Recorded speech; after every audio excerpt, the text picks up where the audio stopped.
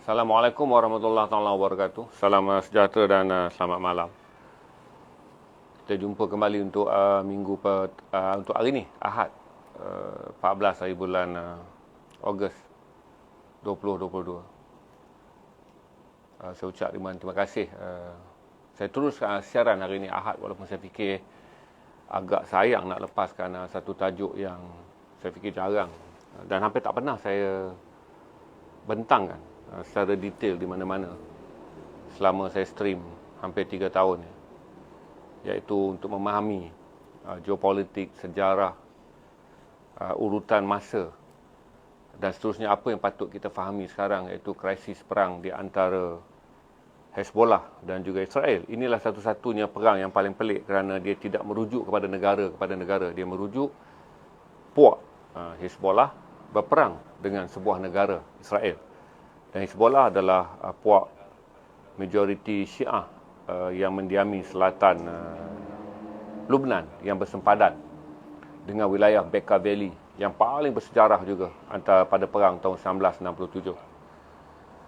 Cuma tuan-tuan dan puan-puan, oleh kerana kita dah biasa dalam tradisi apa saja yang kita bincangkan berkaitan dengan Syiah, kita akan menerkam dan membuat konklusi mengenai ini adalah ajaran sesat terkeluar pada Islam apa semua. Saya tak fikir kata malam ni kerana dia adalah isu geopolitik dan saya bukanlah orang yang nak menyeret saudara masuk dalam perdebatan yang sebenarnya telah diperdebatkan dalam sejarah yang panjang, iaitu kira 1100 tahun sejarah Islam mengenai Syiah dan Ahli Sunnah wal Jamaah. Apa yang saya nak cakap adalah memahami geopolitik untuk saudara faham mengapa ada tradisi perang yang panjang di antara orang Israel dan orang Hezbollah, dan bagaimana Israel menganggap salah satu musuh terbesar yang paling hampir dekatnya bukanlah lagi orang Sunni yang memerangi mereka secara besar-besaran pada tahun 67.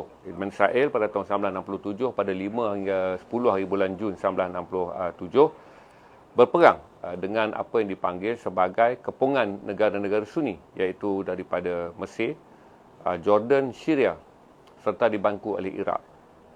Tetapi tuan-tuan dan puan-puan, apa yang lebih unik untuk saudara fahami, kan hanya ada satu saja sejarah dalam dunia di mana perang moden, iaitu selepas perang dunia kedua, dia dirujuk di antara sebuah negara dengan sebuah puak. Untuk mudahkan saudara faham, saya cerita dulu tentang kedudukan bagaimana saudara nak faham tentang Lebanon yang kita sebut Lebanon. Sama seperti sekarang kita sebut Turki. Perkataan yang paling tepat dalam bahasa Malaysia, kita membahasakan Lebanon sebagai Lebanon. Tapi saya lebih suka menyebut dalam pronoun seorang Arab, iaitu Lebanon. Lebanon adalah sebahagian daripada bumi Syam dalam sejarah Islam. Kalau kita nak merujuk daripada era zaman Nabi Muhammad SAW hinggalah era para sahabat, di mana Syam pula merangkumi Syria, merangkumi Jordan, merangkumi Palestin dan merangkumi Lebanon. Dalam keseluruhan negara-negara ni, keadaan mula menjadi berpecah apabila jatuhnya Empayar Osmaniyah. Jadi bila Empayar Osmaniyah Turki jatuh dan mereka kalah, maka berbahagilah kawasan oleh tentera barat yang menang. Di mana kawasan Palestin dan juga wilayah Arab bawa sampai ke Arab Saudi, walaupun tak disebut istilah ditawan, sama macam di Malaysia lah, tak disebut dijajah. Tanah Melayu ni tak pernah disebut dijajah, tetapi ditakbir. Maka dia disebut kawasan yang dimandatkan. Berarti negara-negara yang jatuh dalam kawalan Empayar Osmaniyah setelah Osmaniyah kalah perang dengan musuhnya dari barat, iaitu tentera yang menggabungkan Itali, British dan juga tentera Perancis sebagai tentera utama, maka berbahagilah kawasan. Palestin yang membawa sampai ke Arab Saudi telah ditakbir sebagai kawasan mandat British. Manakala Perancis, kerana dia juga menang perang, maka dia mahukan Lebanon sebagai wilayahnya. Jadi bermula pada tahun 1924 hingga tahun 1927 setelah jatuhnya Osmaniyah, berarti Palestin bawa ke Mesir menjadi wilayah mandat yang dikawal dan ditakbir oleh British, manakala kedudukan Lebanon bolehlah kita anggap dijajah terus oleh Perancis. Ini berlaku selepas Perang Dunia Pertama. Selepas Perang Dunia Kedua, di mana Perancis kalah perang dan ditakwan oleh Nazi. Kemudian England juga, British juga mengalami serangan, tetapi hingga Amerika datang dan membebaskan mereka, maka wujudlah gerakan kemerdekaan atau memerdekakan negara-negara takluk kuasa-kuasa barat di Asia Tengah, di Asia Barat dan juga di Afrika. Antara negara yang dimerdekakan, oleh kerana sebelum Empire Osmania, tak wujudlah sejarah mengenai kewujudan Lebanon. Tak wujud. Dan dalam era sejarah yang lebih panjang, daripada zaman klasik, zaman persejarahan awal, abad yang ke-5, iaitu sebelum Islam menguasai wilayah-wilayah ini pada abad yang ke-7, dia hanyalah wujud bumi Syam. Tapi apabila Perancis mula mengambil alih, maka Perancis menamakannya sebagai Lebanon. Dalam bahasa Arab adalah Lubnan. Jadi apabila kalah Perang Dunia Kedua, British telah membentuk sebuah negara Palestin dengan sokongan British, maka dapatlah membentuk sebuah negara Israel dengan sokongan Inggeris, maka Israel mendapat bumi Israel pada tahun 1948. Pada waktu itu, Lubnan masih lagi dijajah oleh Perancis. Apabila Perancis nak memerdekakannya, dia terpaksa menjadikan seperti mana mereka menakluk alam Melayu. Berarti mereka takluk alam Melayu ni, mereka terpaksa memecahkan kemerdekaan mengikut wilayah-wilayah yang telah dijajah oleh kolonial. Spanyol memerdekakan Filipina sebagai satu wilayah, Inggeris memerdekakan Tanah Melayu sebagai satu wilayah, manakala Belanda memerdekakan Indonesia sebagai satu wilayah. Jadi oleh kerana ada penjajah-penjajah yang datang daripada 3 kuasa besar selepas Perang Dunia Pertama dan selepas Perang Dunia Kedua, untuk pertama kalinya wujud sebuah negara Lubnan yang mengikut peta selepas Perang Dunia Kedua. Petanya telah dibentuk oleh wilayah yang diduduki oleh Perancis. Maka Lubnan menjadi sebuah negara yang sangat complicated pada tahun 1958 dari segi nak membentuk pemusatan kuasa, iaitu membina nation state. Nation state ni dia selalunya berasaskan bangsa atau berasaskan agama. Walaupun mereka ini 96% berbangsa Arab dan hanya 4% adalah pendatang Armenia, timbul complicated kerana 3 bangsa Arab yang mewakili pada tahun tersebut dia sekitar 6 juta penduduk. Oleh kerana satu bangsa Arab plus 4% bangsa Armenia ni mempunyai agama yang sangat complicated, di mana Islam terpecah kepada 2, di mana 28.7% adalah orang Sunni, 28.4% adalah orang Syiah, 28% adalah orang Kristian Maronite Katolik, dia ada 8% orang Ortodok, dia ada 8% lagi satu lagi cabang Kristian Katolik, dia ada 1% orang Armenian dan dia ada 4% orang Alawit. Jadi kita ambil dengan 3 bangsa yang besar yang mencetuskan komplikasi siapakah yang akan menjadi pemegang negara bangsa itu dari segi bangsa berteraskan agama. Walaupun Islam adalah majoriti dengan 57.1%, tetapi kerana berpecah 2. Berarti kerana Syiah yang tinggal di bahagian selatan bersempadan dengan Israel hanyalah 28.4%. Sunni yang tinggal di bahagian tengah bersama dengan orang-orang Kristian dan meluncur hingga ke bahagian utara di Tripoli, Libya, mewakili 28.7%. Manakala orang Kristian juga menuntut hak mereka kerana mereka tinggal di kawasan utama, iaitu pertempatan Beirut dengan majoriti 28%. Tapi Kristian dia datang dengan satu bendera yang sama, iaitu Kristian Maronite Katolik 28%, dia campur dengan Ortodok 8%, dia campur lagi dengan Kristian cabang Katolik yang 4%, dan dia campur dengan 1% Kristian Armenia. Manakala Druze mewakili 5%. Pemusatan kuasa ini telah mencetuskan konflik siapa yang akan berkuasa ke atas bumi Lubnan berdasarkan tradisi di seluruh dunia dibentuk nation state. Bagi negara-negara Asia Barat, nation state dibentuk dengan mudah. Berasaskan Islam adalah agama majoriti semua negara Arab, kecuali di bumi Lebanon, di mana walaupun Islam majoritinya 56% lebih, tapi terpecah 2. Berarti ada 3 kelompok penting yang cuba claim mereka sepatutnya menjadi bangsa yang diberi mandat memerintah Lubnan selepas dimerdekakan oleh Perancis. Jadi Perancis lepaskannya tahun 58, berlakulah krisis pemusatan kuasa untuk siapa yang lebih berkuasa. Maka berlakulah perang. 58 dia bawa sampai tahun 75 dia tak boleh selesai juga masalah dia, maka berlakulah perang. Dalam perang ini, orang Islam telah bergabung. Berarti orang Kristian yang campur 40% ni, daripada Kristian 28% adalah Kristian Katolik Maronite, 8% adalah Ortodok, campur 4% adalah Kristian Armenia. Mereka bergabung sebagai satu Kristian. Manakala Islam yang 28.4% adalah Syiah, 28.7% adalah Sunni, bergabung dan waktu yang sama Drus yang 5% telah memilih untuk menyokong Islam. Maka perang saudara pada tahun 75 telah berlanjutan dengan begitu panjang. Satu. Dan bagaimana perang 75 ini menjadi lebih complicated? Kerana kita akan balik kepada sejarah peperangan Arab-Israel 1967. Yang saya kata perang di mana negara-negara Islam pada waktu itu ingin menghalau keluar Israel. Apabila Israel telah merampas Palestin pada tahun 1948 dan mereka mula merampas tanah demi tanah demi tanah demi tanah dan membunuh orang Islam, maka satu pakatan telah dibuat oleh negara-negara Islam di mana Mesir bergabung dengan Syria, bergabung dengan Muslim di Lebanon, bergabung dengan Islam Jordan dan mendapat sokongan dari Iraq. Walaupun pada peringkat awalnya negara-negara Teluk Kaya minyak juga ingin menyokong. Arab Saudi, UAE, Kuwait, Qatar semua telah memberi sokongan untuk berperang. Ketika perang hampir mula dilancarkan pada 5 hari bulan Jun tahun 1967, negara-negara Islam yang kaya dari segi sumber keuangan dan sumber persenjataan menarik diri.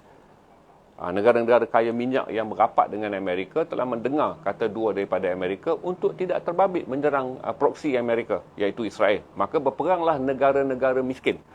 Kerana Mesir adalah negara yang kuat angkatan tenteranya, ada 100,000 angkatan tentera tetapi tidak memiliki persenjataan yang hebat, terutama jet pejuang.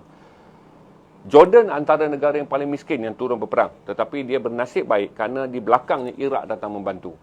Manakala Syria adalah sebuah negara yang agak kuat dari segi ketenteraannya tetapi tidak memiliki jet pejuang. Kerana saudara masih perlu ingat pada tahun 1967 perang telah mula. Perang telah mula. Menggunakan siapa yang memiliki jet tempur yang paling banyak di udara mempunyai peluang yang lebih cerah untuk menang. Jadi dalam perang 5 hari, perang Arab Israel, perang 6 hari Arab Israel tu, tahun 1967, bermula 5 Jun hingga 10 Jun, kalah. Israel yang hanya dapat mengambil wilayah Palestin di tepi pantai tu, belum masuk tebing barat. Jadi Israel yang ambil Palestin di tepi pantai, yang secoet di tengah-tengah lautan Mediterranean tu, dia telah berjaya bukan saja dihalau kerana mereka memiliki jet pejuang yang banyak kerana disokong oleh sekutu barat, terutama oleh Amerika Syarikat dan juga oleh United Kingdom. Dia menang jet pejuang, dia berjaya. Daripada harapan negara-negara Arab nak menghalau Israel keluar, Israel telah merampas dan membentuk negaranya menjadi 2 kali ganda lebih besar. Di mana pada perang tahun 67, Israel telah berjaya menduduki semenanjung Sinai di Arab. Di mana tentera Mesir terpaksa berundur, dia dapat semenanjung Sinai Mesir. Kemudian dia dapat Bukit Golan. Bukit Golan ni sempadan naik bukit. Kalau kita pergi Israel, dia ada satu bukit, turun barulah jumpa Syria. Dia telah berjaya naik dan ambil puncak bukit itu, menjadikan dia mempunyai wilayah pertahanan yang sangat baik. Dia berjaya ambil tebing barat yang sekarang ni menjadi kawasan Masjid Al-Aqsa yang kita panggil tebing barat West Bank. Dia berjaya ambil sepenuhnya dan menghalau askar-askar Jordan dan pejuang Palestin keluar daripada bumi Jordan, dan dia berjaya meluaskan sayapnya dengan mengambil Bekaa Valley, wilayah yang menjadi sempadan Israel dan juga sempadan dengan Lebanon. Kita lupakan dulu bahagian yang selalu saya cerita tentang perang Yom Kippur ataupun perang 6 hari. Kita tumpukan spesifik supaya saudara boleh faham malam ni mengenai bagaimana kita nak memahami Hezbollah yang sangat unik pattern dia dalam perang yang hanya satu di dalam dunia, di mana sebuah bangsa ataupun sebuah masyarakat Islam berketurunan Syiah tidak mewakili negara Lebanon, tapi dianggap mewakili satu kumpulan pejuang berperang dengan Israel. Maka perangnya disebut Perang Hezbollah Israel. Tak ada dalam sejarah dunia kalau saudara kaji nama satu puak berperang dengan satu negara. Tuan-tuan perempuan, bila saja belah kalah perang tahun 1967, orang Islam ni kalah perang. Dan oleh kerana orang-orang Hezbollah juga turut berkepung. Jadi pada waktu dah perang tu, Hezbollah telah memilih untuk berpegang pada irtiqad. Dia akan bersama orang Sunni Mesir, bersama dengan orang Sunni Palestin, dan dia bersama dengan orang Sunni Jordan dan orang Sunni Iraq dan orang Sunni Syria, berperang kerana Yahudi adalah musuh yang sama dan pada waktu yang sama mereka semua ingin mempertahankan Baitul Maqdis dan menghalau keluar orang-orang Yahudi keluar. Jadi dalam perang ini Yahudi telah melihat kedudukan Hizbollah sebagai juga musuhnya kerana Hizbollah telah menyertai musuh-musuhnya untuk menghalau dan menghapuskan sebuah negara Israel. Perang ini juga telah menyebabkan berjuta rakyat Palestin lari meninggalkan tanah air. Dah sekali dia kalah perang tahun 48, tinggal 800,000 orang dalam bumi Palestin, manakala sejuta lebih telah pergi ke tebing barat. Kena serang lari. Tahun 67 lari. Berarti pada waktu tersebut terdapat 500,000 orang Palestin telah lari pergi ke Lebanon.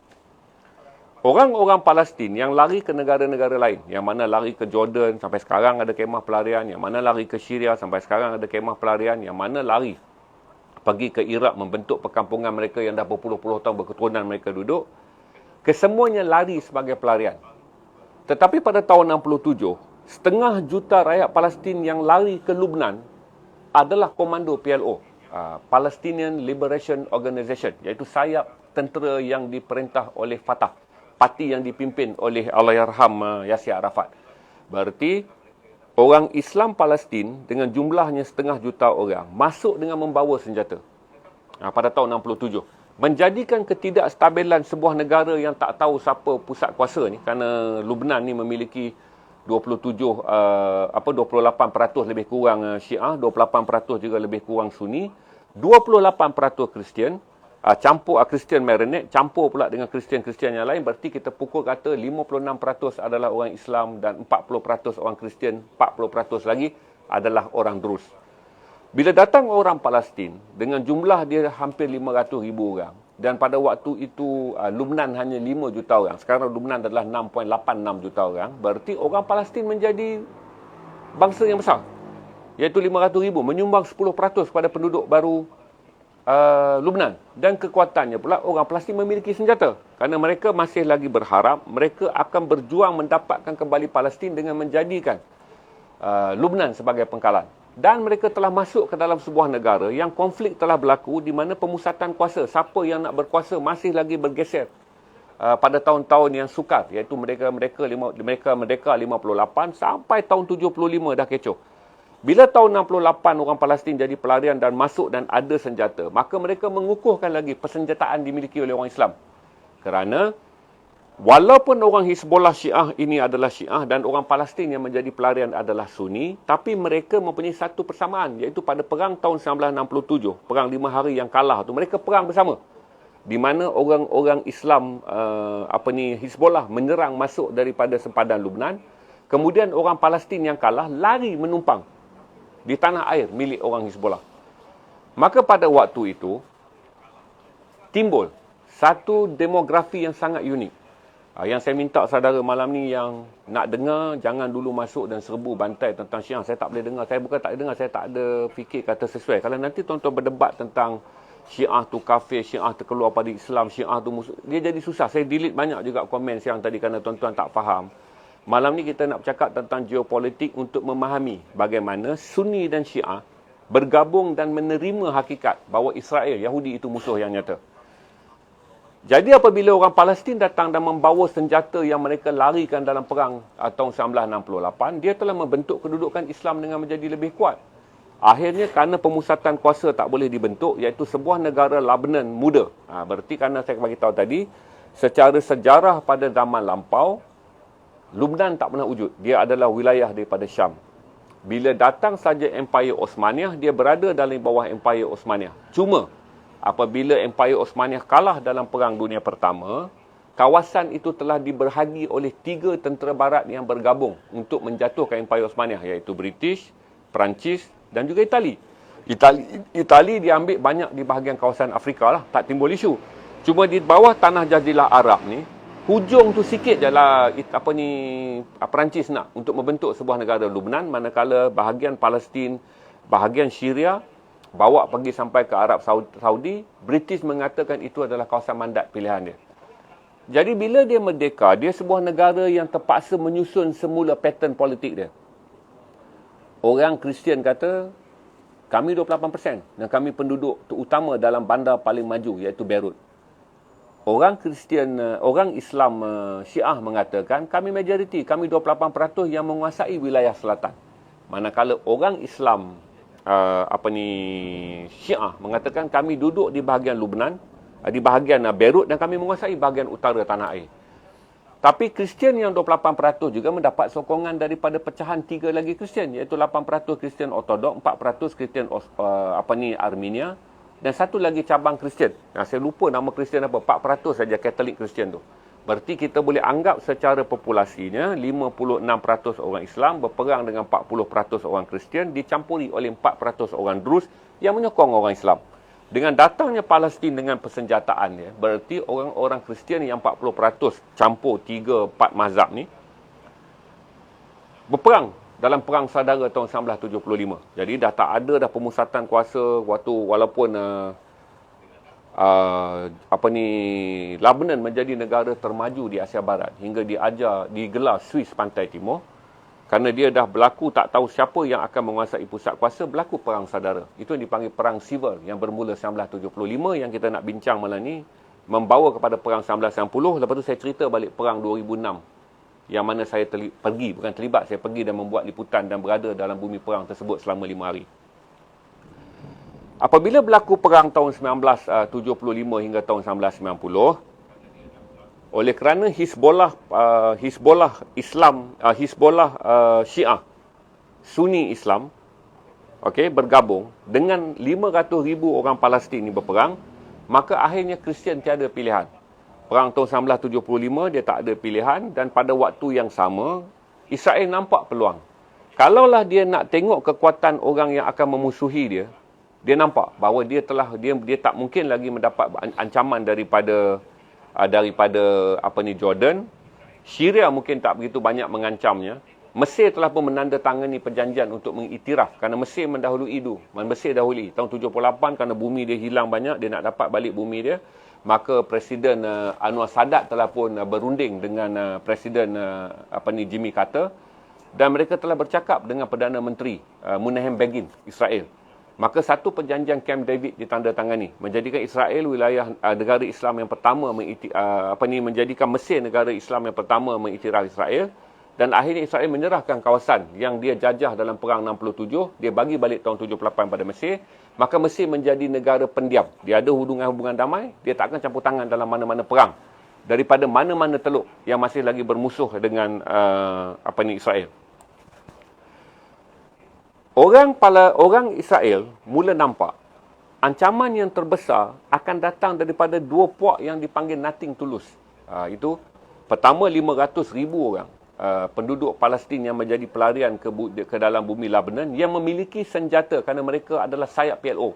Itu sayap bersenjata PLO yang berperang tahun 67. Jadi dia nampak ini bahaya. Yang kedua, dia nampak bahaya yang datang daripada orang Hizbollah yang memerangi dia bersama pada tahun 1967. Maka pada waktu itu Israel telah menawarkan bantuan. Kerana kamu berperang saudara, kata Israel, kamu tak akan menang perang ini. Dia kata pada orang Kristian di Lebanon, kamu tak akan menang perang ini, maka kami akan membantu kamu. Itulah yang menjadikan dalam perang saudara tahun 75 hingga tahun 1990, yang panjang tu tahun 1982. Israel pertama kali telah melanggar masuk di atas izin tentera atas izin sokongan tentera Falangis Syria, tentera Falangis Lebanon. Dia masuk dan membunuh orang Palestin di kemah Sabra dan Shatila yang menjadikan peristiwa 17 September Sabra dan Shatila. Itulah kes dia yang saudara lihat untuk saudara faham geopolitik dulu. Jangan saudara terjun dan masuk dalam ni komen mengenai Haji Zainal, Syiah ni terkeluar pada Islam. Haji Syiah ni, jangan, kita tak bercakap tentang hukum. Saya bercakap tentang geopolitik. Sebab nanti kalau kita nak cakap tentang hukum-hukum ni tak selesai. Sebab ini perdebatan 1100 tahun dah. Saya nak cerita tentang geopolitik. Saudara faham tentang uniknya suasana di antara orang Islam dan orang Syiah di selatan Lebanon yang memerangi orang Kristian. Dan kenapa orang Sunni tidak mahu memerangi orang untuk saudara faham uniknya kenapa orang Hizbollah berperang dengan orang Israel, tapi pada masa yang sama orang Islam Sunni dan orang Kristian Lebanon tak mau berperang. Dia ada perjanjian di mana kedua-dua pihak, orang Islam Sunni mengatakan kami tak terlibat dalam perang dengan kamu wahai Israel, kerana yang berperang adalah Syiah Hizbollah. Orang-orang Kristian juga mengatakan kami tak terlibat dengan perang ni. Okey.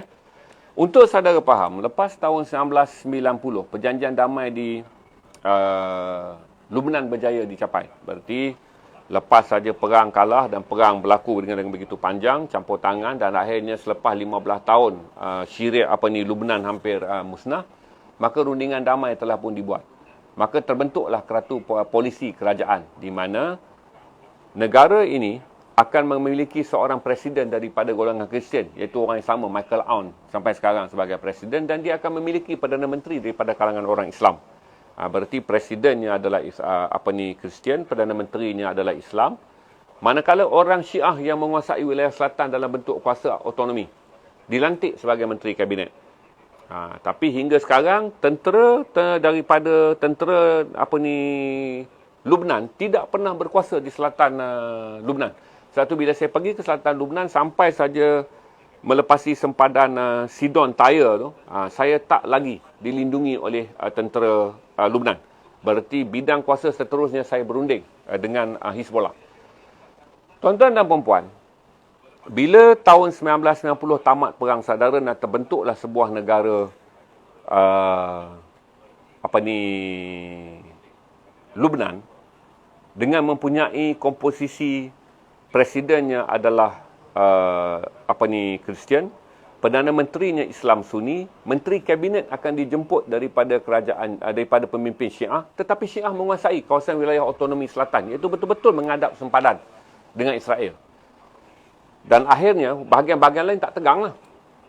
Cuma sempadan yang tegang ni telah mencetuskan banyak perang kerana orang Palestin yang menjadi pelarian dan orang Syiah yang menjadi musuh Israel tak menganggap bahawa ada wujud perjanjian di antara mereka dan Israel. Jadi mereka anggap perang tahun 1967 adalah perang yang panjang, di mana mereka kalah waktu perang tahun 67. Orang-orang Syiah juga kehilangan wilayah dia. Itu kan Israel dia ambil, dia oleh kerana Islam nak musnahkan dia daripada 4 penjuru, dia kembangkan negara dia 4 penjuru. Berarti salah satu penjuru nama dia Bekaa Valley. Bekaa Valley adalah wilayah yang telah diduduki oleh orang-orang Israel selepas menang tahun 67 dan bermula perang sengit pada tahun 1986, di mana sumpah orang Hezbollah Syiah dengan orang Muslim Palestin. Sebab orang Palestin dia nak balik ke Masjid Al-Aqsa. Dia nak balik. Orang Syiah pula dia nak ambil kawasan dia yang telah pun Yahudi ambil waktu mereka kalah perang tahun 68. Maka bergabunglah orang-orang Islam Palestin, iaitu PLO, Komando PLO Palestin, dan bergabung mereka dengan orang Hezbollah dan melancarkan perang. Sejak tu, walaupun wujud sebuah negara Lubnan yang ditaja oleh Amerika Syarikat, Lubnan taja Amerika Syarikat, Presiden Amerika Syarikat yang Perdana Menteri Lubnan, Rafiq Hariri, yang dipilih adalah seorang yang dianggap proksi Amerika. Beliau menjadi bilioner kerana semua dana untuk membangunkan Lubnan dijadikan dana peribadi dia sebagai seorang kontraktor. Jadi ada banyak duit, dengan duit tu Amerika anggap dia boleh menjadikan Lubnan sebuah negara mesra Amerika dan Lubnan sebuah negara yang tidak anti-Yahudi. Tapi Lubnan tak boleh melakukannya kerana di wilayah selatan yang dikuasai oleh 28% orang Islam dan pejuang Palestin yang telah kalah tetapi masih mau menyimpan harapan untuk mengambil Masjid Al-Aqsa, tetap mengisytiharkan apa saja yang Rafiq Hariri capai dengan persefahaman dengan Amerika tak terguna pakai di wilayah mereka. Tapi selepas 1990, 15 tahun mereka perang saudara, mereka tak berperang. Kerana dah ada perjanjian. Walaupun Hassan Nasrallah mengatakan aku tak akan ikut pendirian kerajaan Beirut yang dipimpin oleh Sunni dan Kristian untuk menjadi mesra Amerika dan mesra Israel, tapi kita tidak akan berperang dalam perang saudara. Dan tentulah tak perang lagi kerana sepanjang berperang dengan orang Kristian, orang Islam tak berperang sama sendiri. Kerana Syiah Islam dan Syiah Kristian telah bersatu, Syiah Islam dan Sunni Islam telah bersatu memerangi orang Kristian yang pada tahun itu telah disokong oleh Israel. Jadi bila berlaku perang-perang yang berpanjangan, dia mulalah dipanggil perang Hezbollah Israel. Peliknya dia dipanggil perang Hezbollah Israel kerana dianggap tak boleh disebut perang Lubnan. Kerana kerajaan Lubnan yang ditakbir oleh orang-orang Islam dan orang Islam Sunni dan orang Kristian sebagai pemimpin majoriti, menganggap apa saja tindak tanduk yang dilakukan oleh Hezbollah bukan pendirian rasmi kerajaan Syiah, bukan pendirian rasmi kerajaan Lubnan. Maka perang tu pun berlaku. Untuk pengetahuan tuan-tuan, selepas sahaja, saya kata tadi, Israel bermula dengan tahun 48 adalah sebuah negara kecil yang berjaya mengambil Haifa, dia berjaya mengambil Galilee, dia berjaya mengambil Jaffa City yang ditukar jadi Tel Aviv, dia bawa lunjur ke panjang hinggalah sampai ke hujung sempadan yang ada Gaza yang dijadikan wilayah penjara terbuang bagi orang Islam. Tapi dia belum lagi ambil Masjid Al-Aqsa. Hanya tahun 67 dia ambil Masjid Al-Aqsa. Jadi bila berlaku perang ni tuan-tuan, dan Israel terus saja menghadapi masalah dengan Hezbollah, maka Hezbollah ni telah mendapat sokongan.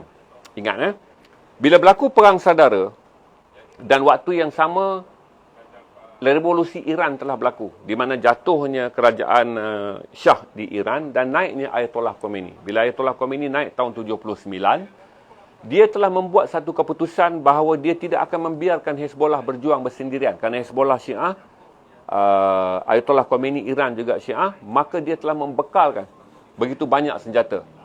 Jadi walaupun mereka kalah dalam tahun 1967, dan kemudiannya mereka ada perang saudara dan kemudiannya berakhir perang saudara. Tetapi apabila tahun-tahun di mana Iran telah memberi bantuan persenjataan, Iran ni dia seludup senjata dia dengan pengetahuan Syria, daripada Syria dia masuk dan dihantar kepada orang Hezbollah. Maka orang Hezbollah telah menerima dua senjata yang dianggap paling prominent walaupun bukanlah yang terkini, iaitu roket yang dibina oleh teknologi Iran pada tahun 80-an. Kalau saudara pernah dengar roket Shihab 3 dan Katyusha. Shihab 3 ni boleh tembak, tak silap saya, 13 hingga 15 km. Tapi Katyusha confirm 40 hingga 45 km. Jadi daripada sempadan Bekaa Valley yang saya pergi dan saya beritahu saya berdiri dan bagaimana saya dilindungi oleh orang Syiah sepanjang saya berada di sana 3 kali. Satu, saya rakamkan episod Majalah 3 tahun 2005. Kemudian saya rakam dokumentari itu, Lubnan, Merdeka Tapi Berdarah. Dan saya rakam lagi satu dokumentari, memahami sisa perjuangan rakyat Palestin di Lubnan.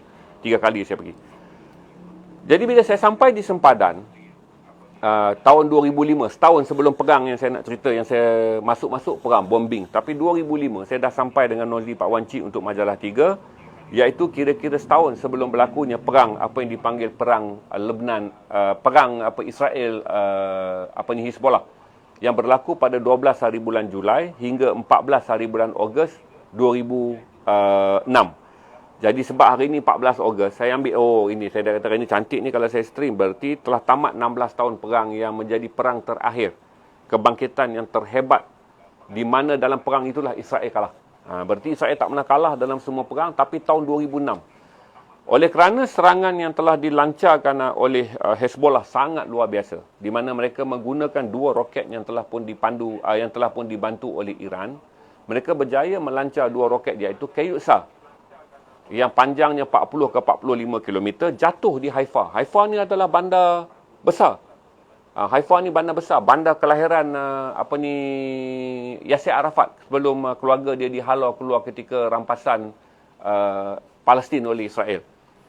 Manakala roket dia yang paling ringan, yang dipanggil dengan nama Shihab 3 yang banyak Iran bagi itu, dia boleh capai 13 ke 15 km, dia jatuh di Galilee. Galilee adalah kawasan pertanian paling makmur milik Israel.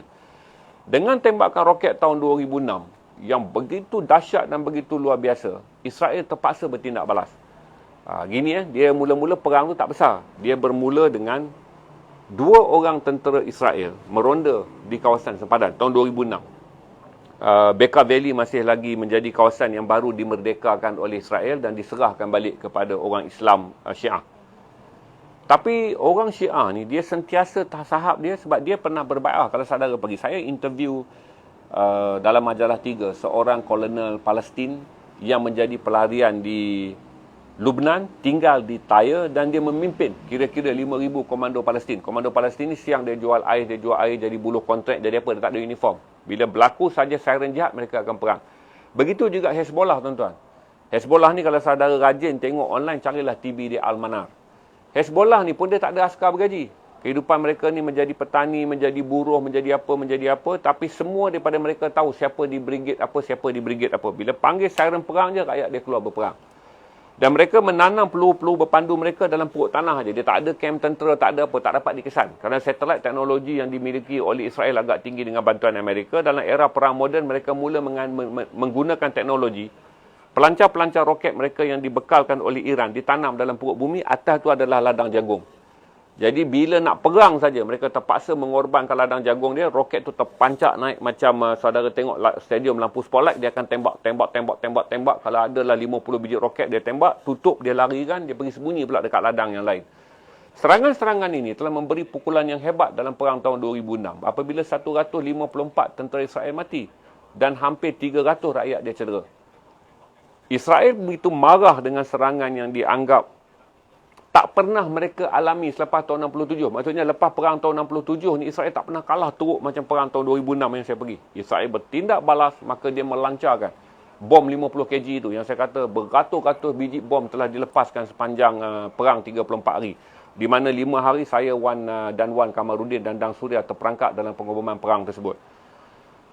Tuan-tuan dan puan-puan, untuk tuan-tuan faham benda ni supaya kita mengambil kira keadaan tentang Syiah dan Sunni, keadaan tentang Syiah Hizbollah Lebanon dan Palestin Muslim pelarian yang berada di selatan Lubnan dan orang Islam Lubnan Sunni yang telah membentuk kerajaan dengan Kristian Lebanon yang tak mau masuk campur, maka kita akan lebih faham geopolitik ni. Jadi jangan terjun malam ni. Saya harap tak ada orang komen pasal hukum hakam. Kalau ada kick terus je sebab saya dah bagi nasihat, kata saudara kalau tak faham benda ni, sampai bila lah saudara tak akan faham. Ada satu bahagian sejarah moden yang kita kena faham. Bagaimana kuatnya ikatan orang-orang Muslim Palestin dan orang-orang Syiah Hezbollah berjuang. Pada waktu yang sama, orang Muslim Sunni mengambil langkah untuk tak mau membantu orang-orang Syiah berperang kerana mereka telah menyertai orang Kristian Lebanon untuk mengiktiraf kewujudan sebuah negara Israel dan terus berlindung untuk mendapatkan bantuan ekonomi dari Amerika setelah Lubnan membentuk sebuah negara merdeka, sebuah negara pasca perang saudara, iaitu 1960, tamat 15 tahun perang. Mereka fikir kalau kita masih terus perang, Lubnan tak akan maju, maka pemimpin-pemimpin moderate Lubnan yang diketuai oleh Rafiq Hariri, sampailah ke anak dia Hariri itu, Rafiq anak dia saya lupa nama. Rafiq Hariri mati di bom. Lepas saja dia mati di bom, saya terus terbang pergi. Dan waktu saya sampai tu, kawasan dia dibom masih lagi dipusing dengan Sita Tali Kuning. Saya sempat sampai ke tempat dia dibom. Dia dibunuh kerana dianggap sebagai pengkhianat kepada bangsa Arab apabila dia menjadi pro Amerika dan pro Israel dalam perang tu. Tuan-tuan yang saya hormati, penting tuan-tuan faham tentang geopolitik ni untuk melihat dalam satu keadaan. Bagaimana orang Islam pernah bersatu dalam era moden untuk menghadapi musuh yang sama. Pertama, bila saya sebut perang saudara tahun 75 hingga tahun 90, 15 tahun perang di Lubnan, 28.7% orang Sunni Muslim dengan 28.4% orang Syiah Muslim bergabung dan berperang dengan 4 puak Kristian, iaitu 28% adalah Kristian Maronite Katolik, 8% adalah Kristian Ortodok, 4% adalah Kristian Maronite, 4% adalah Kristian Armenia dan 4% adalah lagi satu mazhab Kristian Katolik. Katolik terpecah dua. Maronite Katolik yang paling besar, satu lagi saya lupa apa, M juga, tapi Katolik dia 4%-nya.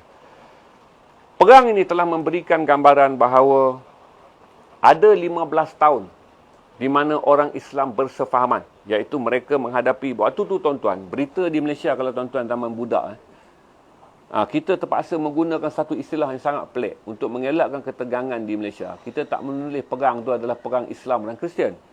Jadi waktu tu tak ada TV swasta apa semua, yang ada RTM. Maka RTM nak menghilangkan trauma atau menimbulkan masalah antara orang Islam dan orang Kristian di Malaysia, maka kita namakan Falangis. Falangis ni adalah sebutan Perancis, sebutan Portugis terhadap Kristian. Dia panggil Falangis, palang. Itu yang ada perkataan palang tu. Falangis. Jadi kita duk sebut Falangis. Berarti pada waktu itu kerajaan nak jaga ketenteraman, kerajaan tidak mengatakan bahawa pemimpin Kristian, tak. Dia akan mengatakan pemimpin Falangis, General Michael Aoun, telah mengumumkan akan mengadakan hubungan damai dan menjalankan rundingan dengan pemimpin Islam Sunni dan pemimpin Islam Hezbollah. Dia sebut macam tu. Sebab nak jaga sensitiviti perkataan Kristian tu. Zaman-zaman dunia jam 10, waktu tu dipanggil warta berita ataupun dipanggil sari peristiwa masa tu. Untuk pengetahuan tuan-tuan juga, bila tahun 2006 perang tu berlaku, saya berasa sangat sedih. Saya duit tak banyak lah waktu tu. Astro ni agak ada bajet. Tapi saya kata production ni mungkin rugi. Tapi saya bagilah janji manis lah kepada pihak Astro supaya saya boleh pergi kan. Saya kata bagilah saya pergi supaya dokumentari ni boleh ditumpukan untuk award winning. Kena ada lah kertas kerja tuan-tuan, sebab orang tak faham cerita-cerita tentang semangat kita sebagai wartawan Islam. Jadi kita kena cakap dalam bentuk wartawan profesional. Saya kata tahun 2006 ni bagilah saya bajet. Saya akan buat satu dokumentari di mana pertama kali wartawan Malaysia berada dalam kancah perang, buat report. Kita harap ini menang award winning. Kerana waktu tu saya ada rekod baik. Kerana saya membantu Astro menang banyak award kategori dokumentari. Termasuk menang Festival Filem Malaysia, menang anugerah anugerah skrin apa semua. Jadi Astro kata okey, kita loketkan bajet dekat U40,000. Sebab dulu dokumentari bajet maksimum 16,000 je. Tapi nak masuk kawasan perang, kosnya sangat tinggi, dia bagi 40,000 dengan syarat kita jadikan dia berkualiti untuk menang award winning. Saya pun pergi, dan pada waktu saya pergi tu, perang hanya berlaku di antara orang Hezbollah disokong oleh komando Palestin. Jadi perang tu berlaku di bahagian selatan lah. Sepatutnya hanya di Fatimah Gate, di Bekaa Valley je perang tahun 2006. Tapi nak jadikan cerita, pada tahun itu kesedaran masyarakat awam telah tinggi. Orang dah marah dengan Israel ni, Tuhan sajalah yang tahu. NGO di seluruh dunia, tak kira mereka datang daripada orientasi mana pun, tak boleh menerima apa yang Israel telah lakukan ke atas orang-orang Muslim di selatan Lebanon. Walaupun Hezbollah ni dibenci orang apa semua pun tuan-tuan, NGO dunia.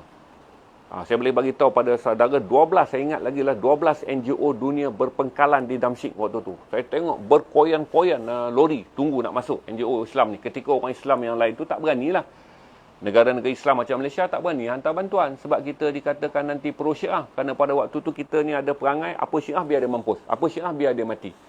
Sebab tak ada orang stream dengan saudara untuk memahamkan bai'ah Syiah dengan bai'ah Sunni Palestin, bahawa kata orang-orang Syiah Hezbollah tak payah perang tuan-tuan. Dia dapat balik Bekaa Valley, habislah itu tanah air dia daripada dulu. Tapi dia kata, orang Palestin, kami tak akan perang hanya untuk Bekaa Valley. Kami akan ambil balik Masjid Al-Aqsa dan kami akan serah kepada saudara kami orang Palestin. Ini sumpah Hasan Nasrallah yang sangat popular. Hasan Nasrallah ni tuan-tuan, waktu saya pergi waktu musim perang tu, tak kira lah di Syria. Syria ni mazhab kita ni kan Sunni ramai. Semua orang pakai. Saya ni pergi dekat tempat orang jual baju. Baju ni jual dekat bazar ni. Siapa yang mengaji ni tolonglah masuk. Yang mana mengaji di Syria pada tahun-tahun tu. Yang mengaji di Lebanon. Budak-budak Malaysia mengaji pada tahun tu. Yang mengaji di Mesir pun. Semua orang menyarung baju Hasan Nasrallah kerana waktu itu pertama kali mereka melihat seorang pemimpin yang memberi sumpah bahawa kami akan berperang melawan orang-orang Yahudi, bukan saja menghalau mereka keluar daripada Bekaa Valley, tapi kami akan memulangkan Baitul Maqdis kepada saudara kami orang Palestin. Itu ucapan dia yang bertubi-tubi. Tiap-tiap kali dia naik berucap pada musim perang tu tuan-tuan, itulah yang dilafazkan oleh Hasan Nasrallah. Jadi Hasan Nasrallah pada satu masa menjadi seorang yang sangat ikonik, bukan kerana mazhabnya. Dia dianggap lelaki berserban yang memimpin angkatan perang yang sangat kecil tetapi mengisytiharkan pada dunia. Tidak akan berundur kami kecuali kami berjaya menghalau orang Palestin, orang Israel keluar daripada Masjid Al-Aqsa. Sejak tu dia jadi aim lah. Barat gariskan dia sebagai pengganas, Hezbollah disenaraikan sebagai pengganas di pulau dan di boykot.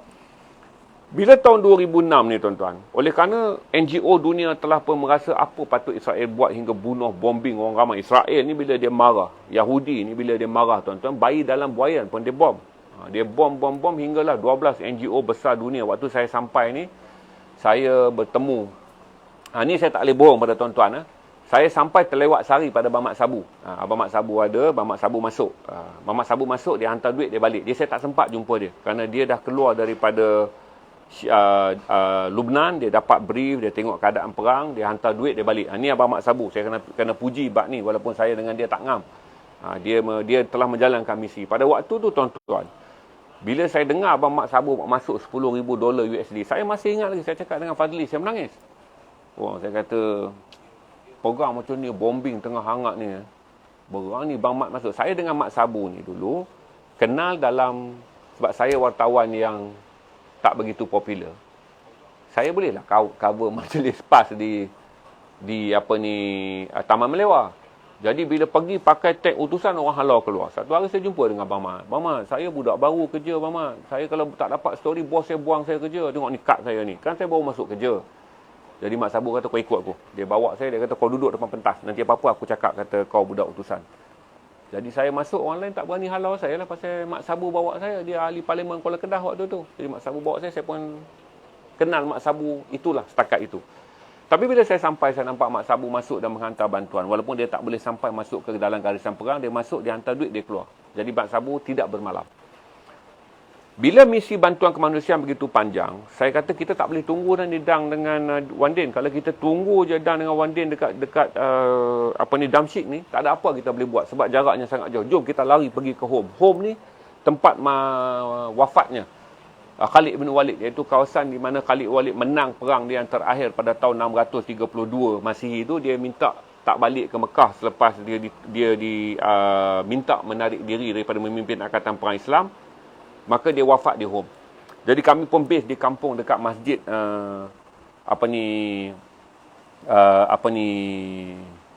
Khalid bin Walid. Di situlah saya jumpa. Saya rasa perempuan ni Melayu ni, tak ada orang pakai tudung macam ni, pattern tudung ni, pattern tudung Melayu je. Dan di situlah saya jumpa dengan Profesor Datuk Dr. Jamilah Mahmud. Waktu tu dia masih lagi memimpin Mercy Malaysia. Saya pun sampai, kita dengar bunyi bom. Boom. Kita dah duduk di sempadan Syria ni, tak jauh nak masuk ke sempadan Lubnan. Kita dengar bom.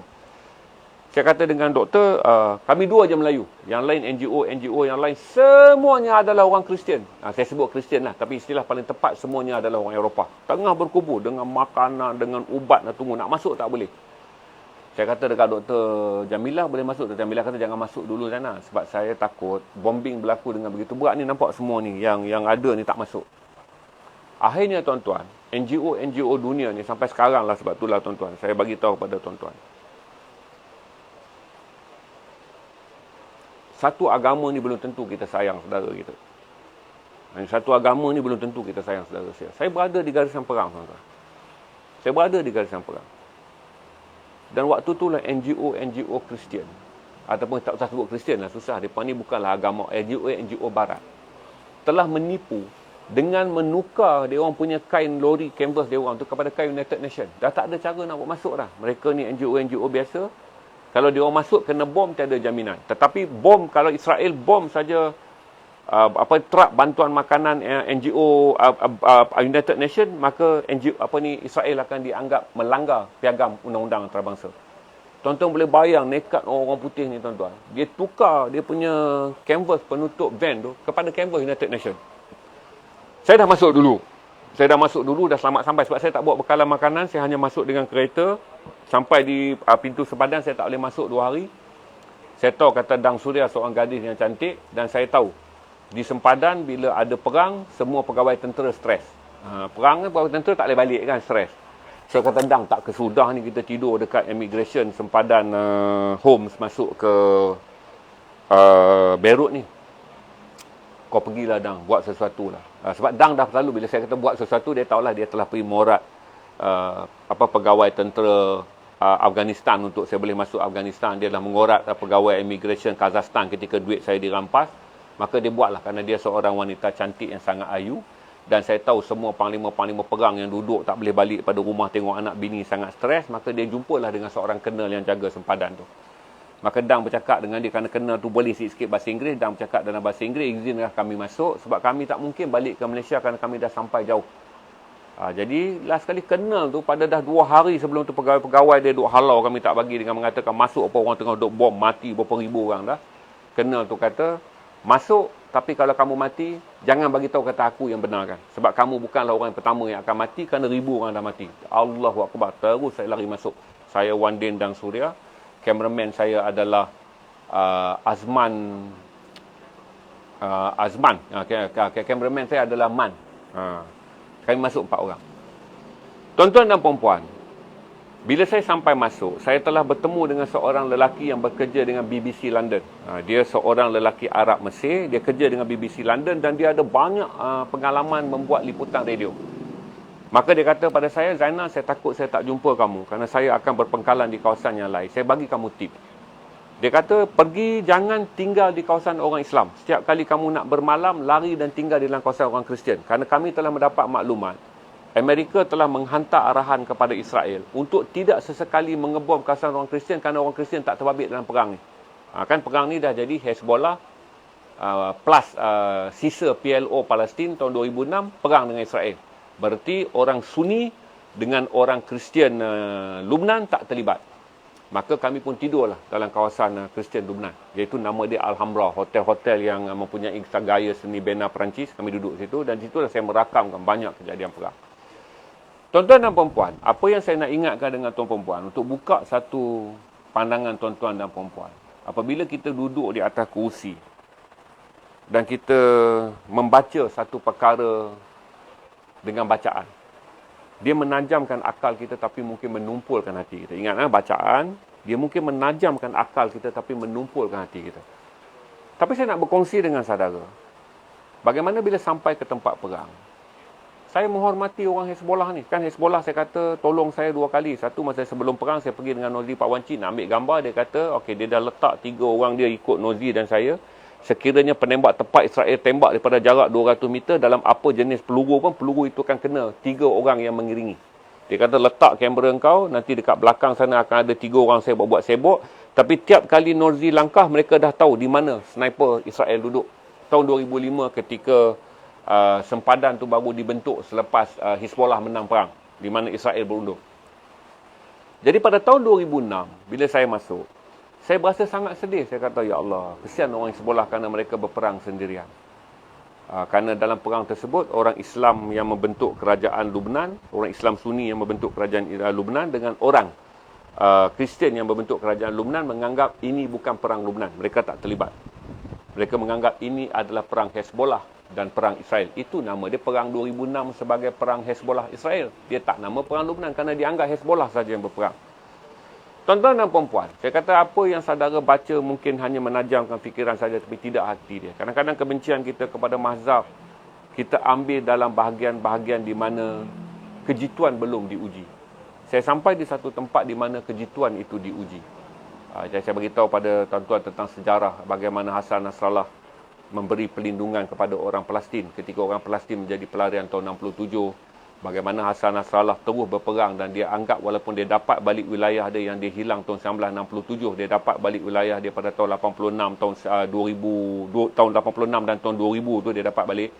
Dia tetap tidak pernah mengucapkan terima kasih pada Yahudi yang berundur. Israel berundur, dia anggap itu kalah perang, bukan kamu nak berdamai. Padahal Israel mendengar cakap Amerika kalau nak berdamai, nak bagi kerajaan Lubnan yang diorientasikan 3 agama ni, iaitu Kristian, Kristian, Islam Sunni dan Islam Syiah, kau berundur Israel supaya aku dapat mengawal permainan mereka. Tetapi Amerika tak pernah dapat mengawal orang-orang Syiah.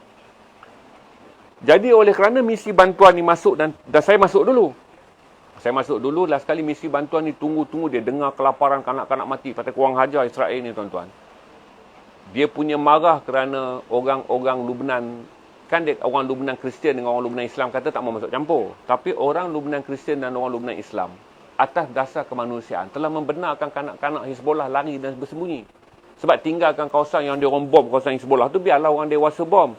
Maka kanak-kanak ni dibenarkan lari dengan permintaan daripada banyak NGO dunia yang kata bagilah kami kanak-kanak ni di bawah lindungan kami. Jadi bila sampai di Beirut yang bukan milik jajahan kawasan orang Hezbollah, kanak-kanak ni sembunyikan di sekolah Pertubuhan Bangsa Bersatu, di pusat makanan Pertubuhan Bangsa Bersatu. Jadi NGO ni fikir bila mereka sembunyikan di tempat-tempat Pertubuhan Bangsa Bersatu, Israel tak akan bom. Malam tu tuan-tuan, saya dengan Wan Kamarudin duduk dekat beranda di Alhambra Hotel yang setinggi 12 tingkat. Kami duduk tingkat 7, saya masih ingat.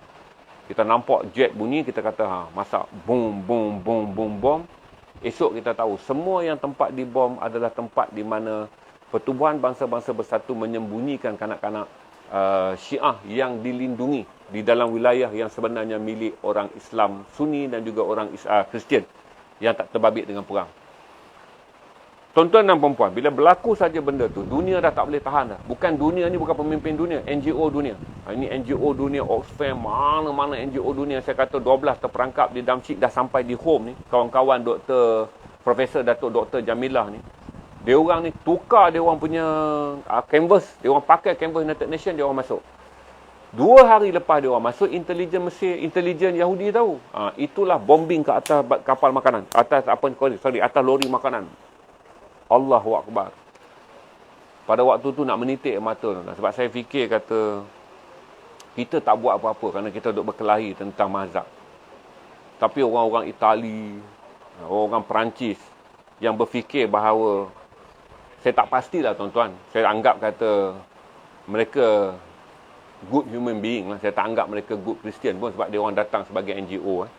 Tapi dia orang bawa masuk lori dan kemudiannya dibom dan mati. Banyak yang mati.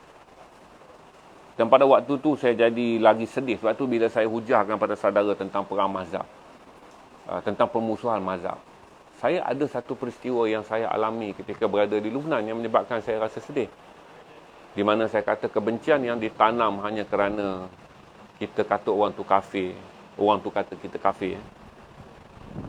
Di atas kemarahan kerana ketajaman akal, iaitu kita bijak. Kita tahu hukum tu, kita tahu hukum ni. Kita kaji dalil tu, kita kaji dalil ni. Maka semua pihak yang berada dalam Syiah dan Islam yang tak pernah kenal apa itu erti berjuang, bergaduh kerana ilmunya untuk saling bermusuh. Tapi bila saya berada di garisan perang dan saya lihat orang Kristian dengan beraninya memandu lori masuk untuk memberi makan kepada kanak-kanak Hizbullah. Kanak-kanak Hizbullah yang kita benci ni tuan-tuan. Yang kita benci kerana kita ada ilmu agama. Kalau kita tak ada ilmu agama, tak ada masalah. Kerana kita ada ilmu agama, kita benci. Sebab kita kata mereka ni terkeluar daripada Islam. Mereka ini musuh Islam. Mereka ini dalam perang Siffin telah menjadi pengikut yang taksub dan menolak sahabat Rasulullah. Kita tahu banyak ilmu. Dan kerana ilmu itulah akhirnya kebencian tertanam dalam diri kita.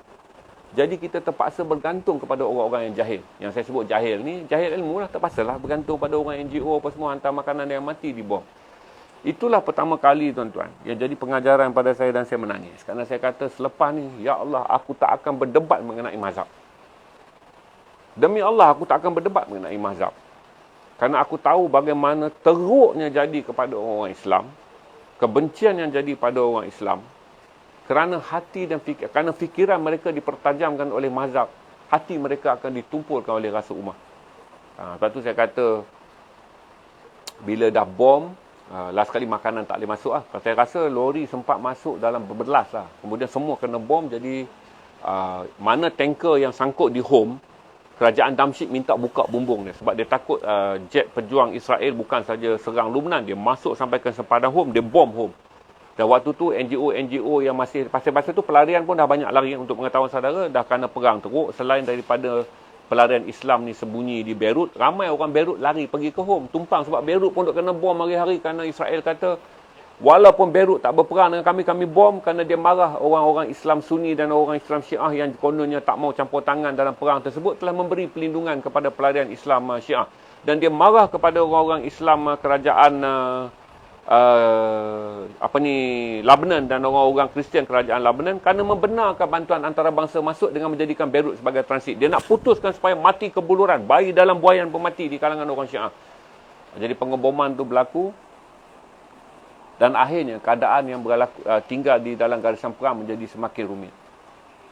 Tapi alhamdulillah pada 14 hari bulan Ogos, ketika saya dah 5 hari terperangkap, dia diberi rally 48 hours. Maksudnya dah tahu dah nak sign peace ni, perjanjian damai ni dia orang nak sign. Israel bombing ni dia macam orang kata apa, perhabis peluru. Tuan-tuan tahu punya kurang hajar Israel. Dia panggil kanak-kanak sekolah dia keluar. Peluru dia susun ni. Kalau saudara tengok dalam gambar tu, tahun tu gambar tu viral. Tak adalah viral sangat sebab belum ada viral, tapi gambar tu tersebar sebagai kurang hajarnya Israel. Dia susun dia punya gambar. Dia panggil kanak-kanak sekolah dia untuk menulis pada tiap butir bom tu dengan kata-kata kalimat padan muka kamu lah, jahanam apalah macam-macam. Jadi bom tu dibawa pula oleh tentera, dijatuhkan sebagai seolah-olah bom itu adalah amanat generasi kanak-kanak Israel kepada tentera Israel untuk memusnahkan musuh Israel. Jadi setiap tentera Israel akan bawa bom tu seperti membawa amanat daripada kanak-kanak Israel. Maka bom tu mesti jatuh dan bunuh orang demi melindungi kanak-kanak Israel apabila mereka besar. musuh mereka telah pun dibunuh. Sebab tu saudara tengok, itu antara kempen yang paling kurang ajar yang Israel pernah buat, di mana mereka telah meminta kanak-kanak sekolah keluar dan menandatangani tiap butir bom yang akan diturunkan daripada jet pejuang untuk diletupkan. Jadi itulah saya share dengan saudara pengalaman saya berada di sana. Dan hari ini adalah hari yang berakhirnya perang yang besar, yang mengorbankan 1,700 orang. 1,200 adalah penduduk awam, 500 adalah pejuang. Dia bukan Hizbollah saja yang mati. Dalam 500 pejuang ni ada 4 kumpulan yang berjuang. Yang disebut dalam mati paling besar adalah Hizbollah. Hizbollah ni dia ada parti yang dia berpecah. Hizbollah ni pun Syiah ni dia terpecah dua. Satu lagi parti Amal. Parti Amal ada 44 pejuang dia mati. Satu lagi dipanggil Lebanese Liberation Army, LLA. LLA ni pula dia tak ada mazhab. Tapi dia tak sanggup lah tengok Syiah berperang sendirian. Jadi dia orang tak kira dia orang Sunni ke, dia orang apa, dia orang masuk, dia orang pakai satu bendera baru, dia orang perang. Mereka juga ada anggota yang mati. Dan yang lain adalah komander Palestin yang menyusup masuk dan memakai uniform Hezbollah. Jadi itu saya share dengan saudara dalam stream yang dah capai sejam. Dengan memberi pandangan kepada saudara. Saya tak pedulilah apa saja orang nak berbalah tentang hukum hakam dan ilmu yang sangat tinggi, kitab yang bersusun-susun panjang, bagaimana kita dan Syiah adalah musuh. Tapi saya fikir kata apabila saya sampai dan melihat kekejaman perang, dan saya merasa sampai satu tahap saya agak kecewa kerana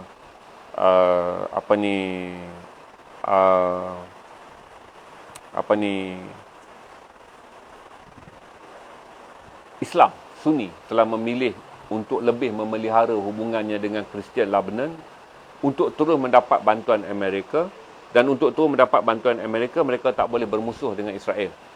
Maka mereka telah membiarkan orang-orang Palestin dan orang-orang Palestin yang lari ke dalam bumi Lebanon berjuang dengan tentera-tentera Islam Syiah. Peristiwa tu buat saya betul-betul berada dekat hotel tersandar. Saya masih ingat lagi pada malam tu kami beli buah-buahan untuk makan. Dan saya seorang sangat minat tentang buah-buahan. Tapi itulah malam saya menangis teruk bila tengok bombing. Dan sejak itulah tahun 2006 saya kata, ya Allah ya Tuhanku, aku tak akan berdebat lagi mengenai mazhab, dan seluruh kalau aku ada peluang untuk bercakap, aku akan nasihat pada semua orang. Bahawa janganlah sampai kamu bermazhab dan akhirnya kamu membiarkan apa yang telah berlaku di bumi Lebanon, di mana akhirnya kita memilih untuk bersama dengan orang Kristian, mendengar telunjuk pandangan orang Amerika, lebih memberi nyawa kepada orang Israel dan rela melihat orang-orang Syiah disembelih. Kalau itulah kebencian yang saudara tanam dalam diri saudara dan saudara rasa bangga setiap kali melihat apa yang kezaliman yang diberlakukan oleh orang Syiah kerana dendam yang lama, saya fikir semua orang rujuklah balik. Apakah kita akan menjadi umat akhir zaman yang membiarkan orang-orang Syiah yang berbai'ah dengan janji untuk memberi kemerdekaan kepada orang Palestin yang hingga sekarang menumpang makan, menumpang hidup di atas rezeki yang diperolehi oleh di atas perkongsian makanan yang diberikan oleh orang Hizbollah, di mana orang Palestin hidup menumpang di atas bumi orang Hizbollah dan orang Palestin juga hidup dengan menumpang di atas bumi orang Sunni. Apakah kita nak biar benda itu berlaku, ataupun kita nak ambil satu peristiwa kecil ni jadi renungan? Kalaulah daripada sekarang kita tanam kebencian ni berterusan, bererti kalaulah dunia yang berlaku dalam krisis yang lebih besar, pattern yang berlaku di Lebanon akan menjadi pattern dunia, di mana umat Islam Sunni mungkin akan berkata, lebih baik kami memihak dan berkompromi dengan Kristian ataupun sekular Barat Amerika, kalaulah ini peluang untuk kami membunuh orang-orang Islam Syiah. Saya ambil pengajaran dengan mengatakan bahawa beberapa pandangan, sebut apa pun tuan-tuan, beberapa pandangan ulama' kita masih mengatakan Syiah itu Islam. Dan semua ulama' kita itu sepakat mengatakan sesungguhnya orang-orang Yahudi dan orang-orang Nasara disebut dalam Quran adalah musuh kamu yang nyata. Tetapi apabila datang politik moden, datang kebencian moden, ilmu agama yang sangat tinggi, maka kita sanggup membuang bahawa orang-orang Yahudi dan orang-orang Nasrani itu adalah musuh kamu yang nyata, tapi kita jadikan apa yang disebut sebagai orang-orang Syiah musuh kamu yang nyata. Saya tak faham tinggi tentang agama. Saya memang budak bodoh dan jahil dalam agama. Tapi kalau saya tengok dengan peristiwa yang berlaku di Lebanon yang saya kongsi, dan terima kasih malam ni walaupun poster tak dapat sambutan, kita ada 1,000 orang, Ham. kita ada 1,000 orang. Ada tuan-tuan yang ambil berat nak dengar satu pengalaman. Kalau tak buat, kita berubah membuat kita berfikir. Kalaulah rentetan perang ini berpanjangan, maka akhirnya apakah kita kekal untuk berkatakan bahawa pilihan yang terbaik ada dengan kita adalah bergabung dengan orang Kristian dan bergabung dengan orang sekular, dan kita boleh menjadi mesra Israel asalkan dendam kesumat kita terhadap orang Syiah dapat dihapuskan. Ataupun kita nak berpegang seperti mana orang Palestin berbai'ah dengan orang Syiah, walaupun kita berbeza banyak perkara dalam Islam, tetapi kita bersetuju bahawa Yahudi dan Nasara adalah musuh Islam yang sah, seperti mana disebut, musuh Islam yang nyata disebut dalam Al-Quran. Itu saya share dengan saudara malam ni. Saya harap kalau siapa kata faham, naikkan faham, sebab tajuk ni agak complicated. Sejarah demografi ni jarang dibincangkan kerana dia sangat spot unik. Yang setakat ni diuji perang mengenai kedudukan orang Islam dan orang Sunni berdepan dengan orang Yahudi dan orang Kristian Nasara dan berhadapan dengan sekular Barat, hanya pernah berlaku di Lebanon. Tak pernah berlaku pattern perang ni di negara-negara yang lain. Di mana perbalahan mazhab dalam Islam dijadikan kunci untuk memecah belah dan melemahkan orang Islam, dan akhirnya perpecahan mazhab dalam orang Islam juga telah menyebabkan sebahagian orang Islam menganggap lebih baik mereka berkompromi dengan orang Kristian dan berkompromi dengan orang Yahudi kerana mereka menganggap Syiah bukanlah saudara mereka. Terima kasih. Dan sambil tu, kalau tuan-tuan nak load buku sementara Ilham ambil soalan, saya promote lah buku. Saya ada Salahuddin Al-Ayyubi. Siapa yang nak baca lagi mengenai sejarah Masjid Al-Aqsa yang bersangkut rentetan perang yang ada sekarang, 1000 tahun sebelum perang yang ada sekarang, di mana pada tahun 187 lelaki ini telah berjaya mengalahkan orang-orang Kristian dengan merampas Baitul Maqdis. Tetapi apabila orang tahu tentang kekuatan Islam, apabila mereka menjadi begitu kuat, kekuatan inilah kemudiannya dipatahkan. Di mana akhirnya untuk melemahkan orang Islam, Barat menggunakan sistem apa yang disebut mecahkanlah mereka dalam mazhab. Manakala kita sama-sama Sunni pun dipecahkan juga, iaitu pecahkanlah orang Islam dari segi golongan fundamentalis dan golongan konservatif. Tak kiralah kalau mereka orang Sunni pun, mereka tetap mempunyai dua pecahan, iaitu golongan fundamentalis dan golongan konservatif. Apatah lagi mudah untuk memecahkan mereka kerana mereka mempunyai kebencian zaman berzaman di antara Syiah dan Islam. Kalau saudara nak untuk dapat latar perang yang lebih awal, dapatkanlah buku Salahuddin Al-Ayyubi. Kalau saudara nak satu lagi orang kisah ini 1187, ini adalah 1860 tentang Amir bin Abdul Qadir, wali Allah, pemimpin tarekat, hafiz Al-Quran dan juga pemimpin jihad yang berjuang memimpin tentera Algeria, tentera pemberontak Algeria menentang kerajaan Napoleon Bonaparte pada tahun 1832 hingga 1847. Dan kalau saudara nak buku kisah Nabi Muhammad SAW yang ditulis oleh Martin Link yang saya sebut, satu daripada 5 orang, kan saya tulis semalam tentang Abang Long Padir tu, tentang orang-orang yang diberi oleh hidayah oleh Allah. Saya menganggap satu daripada 5 orang yang watak yang mendapat hidayah paling Allah yang paling hebat dalam sejarah, selain daripada Cat Stevens, beliau adalah Muhammad Ali, kemudian adalah Martin Link, kemudian adalah Taza Takakawa, bekas gangster kumpulan bekas gangster kumpulan Yakuza yang menjadi seorang pendakwah hebat di Jepun sekarang.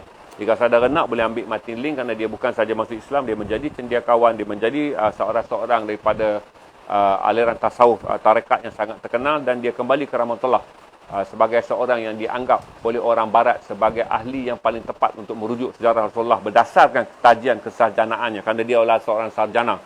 Dan kemudian kalau saudara nak buku Seni Melihat, supaya saudara boleh mempunyai perspektif yang lebih baik apabila membuat penilaian.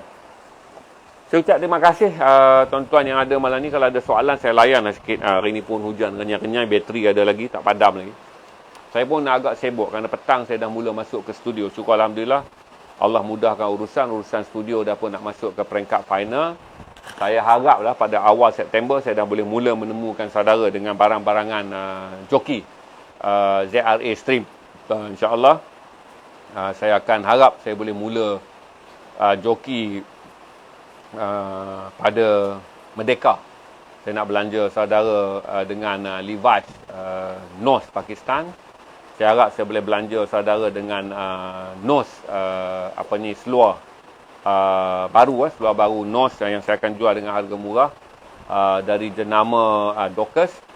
Saya boleh turunkan juga pada saudara pakaian-pakaian Levi's, Lee, Wrangler, made USA. Dan untuk orang yang big size, saya boleh turun kepada saudara Levi's NOS, iaitu made in Mexico. Big size, bermula daripada saiz 36 sampai saiz 46. Big size, seluar yang tak pernah dipakai, NOS. Tuan-tuan, ini Don Mekar tanya, Tuan Haji, macam mana orang Palestin menangani trauma kehilangan ahli keluarga dan tempat tinggal? Saya fikir apabila mereka, macam ni tuan-tuan, orang manja macam saya ada trauma lah. Orang senang pergi tempat perang, berperang, balik, hidup senang balik. Oh, sedih lah, kenangan ketika berperang apa semua. Trauma hanyalah milik mereka yang pernah senang, ditimpa susah, balik senang. Atau orang senang, ditimpa susah dalam keadaan negara masih senang. Bagi bangsa Palestin, siapa tak mahu dengar trauma dia, tuan-tuan. Hiduplah mereka begitu. Kematian adalah perkara biasa, berarti tak ada siapa yang merasa sedih. Kerana dalam tiap keluarga Palestin ada sahaja ahli keluarga yang mati dibunuh. Dalam tiap keluarga Palestin ada sahaja yang pernah melihat ibu bapa, keluarga, anak, sanak, saudara mati dibunuh. Dalam keluarga bangsa Palestin, tidak ada siapa yang tidak dizalimi oleh orang-orang Yahudi. Berarti tak ada trauma. Trauma ni jadi pada kita yang manja lah. Macam saya ni yang manja. Ambil kaunseling, ambil terapi. Tapi kerana saya anggap pengalaman saya melihat perang ni, pengalaman seorang yang manja lah untuk Malaysia yang aman. Tetapi bagi orang Palestin, siapa yang nak pergi ambil rawatan ketika semua rakyat Palestin ada ahli keluarga yang mati?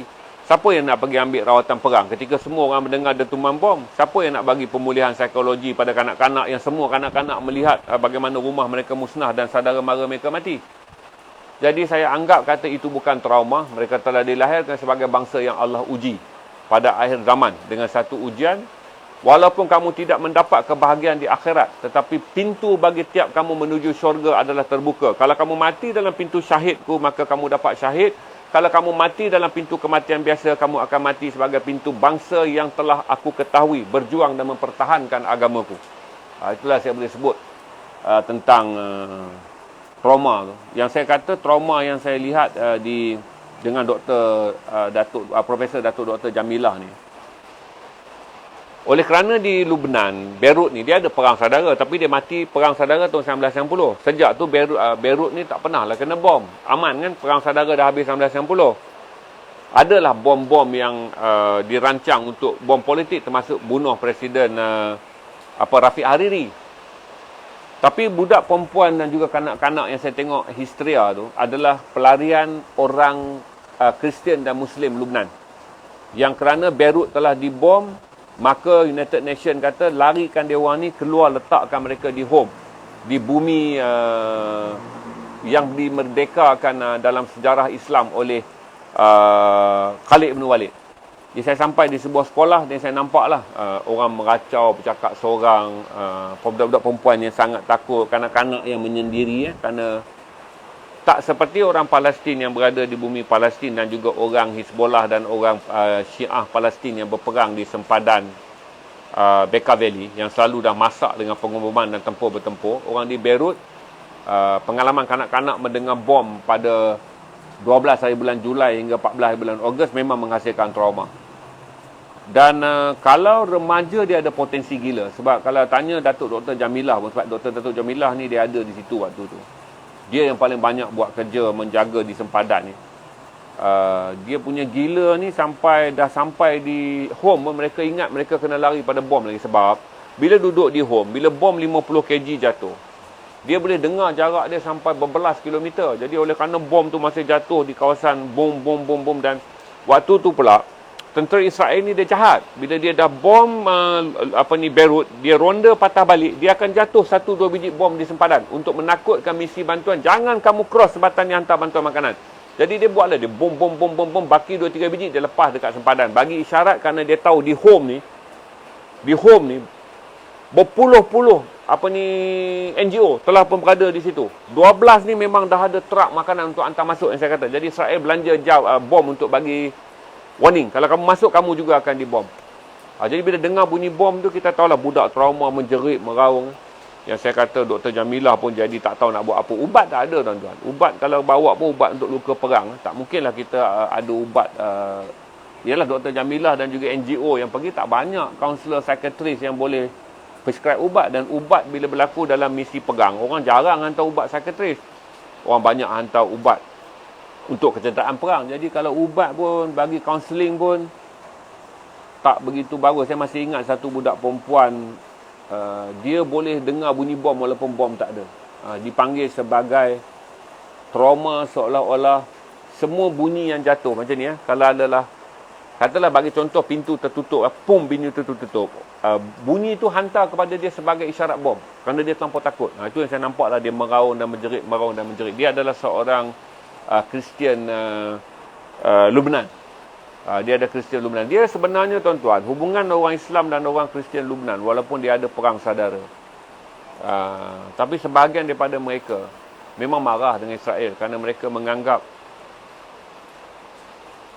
Israel berpura-pura. Maksudnya Muslim Sunni dengan Kristian yang membentuk kerajaan tak mau terlibat dengan Hizbullah perang ni, menganggap dengan memberitahu bahawa mereka tak tolong Hizbullah, Israel bagi mereka jaminan untuk tak serang kawasan mereka, hanya akan serang kawasan Hizbullah, iaitu di bahagian selatan. Dia orang ni di bahagian tengah Beirut dan bawa ke utara Tripoli. Tapi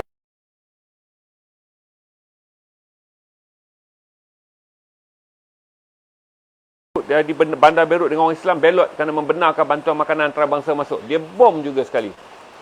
Jadi itu antara saya lihat. Sebab saya tak lama dengan doktor, saya tak lama menumpang di kem doktor tu. Sebab bila saya dah pergi, saya kata, "Dang, tak kesudah kita di sini." Jadi saya hanya dapat duduk pagi, kemudian petang kami dah bertolak ke sempadan, dan kami sedang berurusan untuk boleh masuk juga. Tapi saya tahulah Datuk Dr. Jamilah siang malam berlari. Saya nampaklah dia, tapi dia hebatlah. Saya jumpa dia di banyak garisan perang. Dia seorang wanita yang sangat hebat, Profesor Datuk Dr. Jamilah. Dia bukan ibu lah tuan-tuan. Dia Sri Kandi lah. Dia tak takut bom-bom ni apa semua tuan-tuan. Dia memang, saya fikir dia memang orang yang menyimpan impian mati di kawasan perang. Kalau Allah izin mati dia tu pergi kerana membantu orang Islam. Dia taklah macam saya. Saya masih duduk ejas lagi. Kita dengar maklumat kita daripada rakan kita wartawan Mesir yang bekerja dengan BBC. Sebab saya kena baik dengan orang BBC. Pasal BBC British. Jadi mana-mana wartawan yang bekerja dengan British, mereka akan mendapat maklumat kawasan yang akan diserang oleh Israel. Oleh kerana ada wartawan British yang, kerana BBC ada bahagian Arab dia ambil satu budak Arab kerja. Budak Arab ni duk tolong saya. Jangan masuk lagi, dia bagi tahu kat saya, mereka telah menerima maklumat satu-satu kawasan yang tak akan dibom langsung adalah perkampungan dan juga kawasan hotel orang Kristian di Alhambra. Tu saya masuk. Berarti saya ni masih lari nak pergi cari berita, tak cari jihad. Tak cari mati fi sabilillah, cari berita balik nak story. Kerana Astro labur dekat saya RM40,000. Dr. Jamilah tak tuan-tuan. Bunyi bom, bunyi apa. Saya first time waktu saya tengok dia kan. Saya dengar nama dia, orang duk sebut Dr. Jamilah, Dr. Jamilah. Saya pergi, saya kata dahsyat lah kakak ni. Lain macam lah.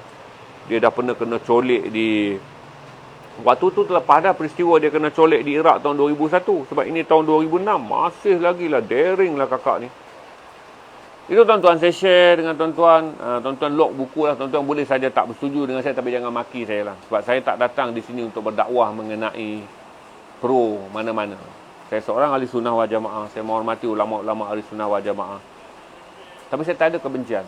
Saya tak ada kebencian kepada orang-orang Syiah. Saya tak ada kebencian, tak ada sebab. Dan saya ada rasa sedih kerana pada hari mereka disembelih dan dibom bertubi-tubi, kita pernah menarik diri daripada membantu mereka. Dan akhirnya menjadi mesra Amerika dan mesra Yahudi dan mesra Kristian.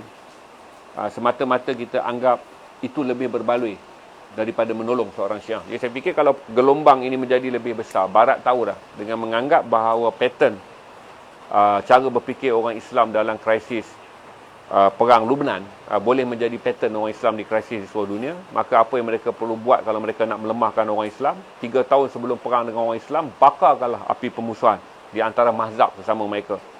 Dia boleh pecah lah. Kita pun dengan Sunni Wahabi pun selalu kelahi, Wahabi dengan Syiah selalu kelahi, Syiah dengan kita selalu. Jadi Barat kata, kalau kamu nak melumpuhkan mereka, lumpuhkanlah dulu mereka dengan cara mereka menentukan siapakah di antara mereka lebih syurga. Kemudian dengan mudah kita akan menewaskan mereka kerana Islam akan terbelah kepada 3 puak yang besar. Tuan-tuan pun dah lock buku, saya ucap terima kasih. Ada soalan tak Ilham? Ada 1000 orang lebih lagi tu. 870. Terima kasih. Saya tak pernah fikir sebab poster tak ada sambutan. Tapi lepas 1000 saya suka Alhamdulillah. Saya harap tuan-tuan tolong jawab lah tuan-tuan. Marah saya tak? Kalau tak marah cakap tak lah. Sebab saya nak bercakap benda-benda ni. Saya fikir panjang. Sebab tu tajuk ni tak pernah saya naik seumur hayat saya stream. Bila saya dah fikir sampai umur-umur saya tua ni tuan-tuan. Kalau orang suka kita pun kita tak katakan kebenaran. Pun tak guna. Lebih baik jadi maraja lawak. Boleh buat orang gelak. Tapi saya telah memilih menjadi streamer.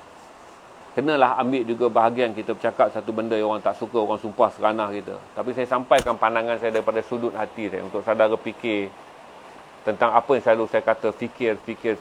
Dan fikir yang saya katakan, apakah satu hari kerana kemarahan kita pada orang Syiah, kita akan menjadi tragedi dalam perang tahun 2006 di mana orang Islam memilih untuk mesra Kristian, mesra sekular Barat dan mesra Yahudi dengan semata-mata menganggap tak apalah kerana yang dibunuh adalah orang Syiah. Itu tuan-tuan fikirlah. Soalan, Haji boleh jelaskan istilah yang tepat untuk Israel yang zalim dan Israel yang baik.